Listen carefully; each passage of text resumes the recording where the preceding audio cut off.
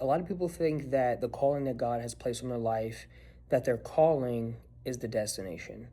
But a lot of times what we don't understand is that a calling is not the destination. Our calling that we have is the journey to the destination.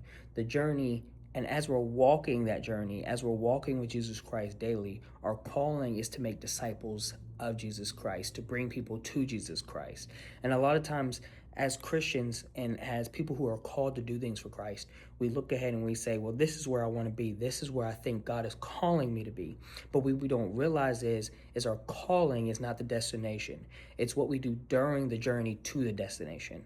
Because a lot of times once we reach the destination, that's whenever we get to a point where we feel like, well, I've achieved my calling and I've done everything that God has called me to do. So what left is there for me to do? But as long as we're striving to walk daily in Christ, as long as we're striving to become better in Christ, and knowing that as long as we're striving to reach Christ, that we'll never reach that final destination until we leave this earth, then we will continue to do things, that will continue to grow things. So you have to make sure that you remember that your calling is not a destination. It is the journey at which you're trying to get to that destination. And that journey is what will bring people to Christ. It's that time and that place and the time of prayer, the time of fasting, the time of worship, and the time of spreading the gospel to other people. That is your calling, not the destination.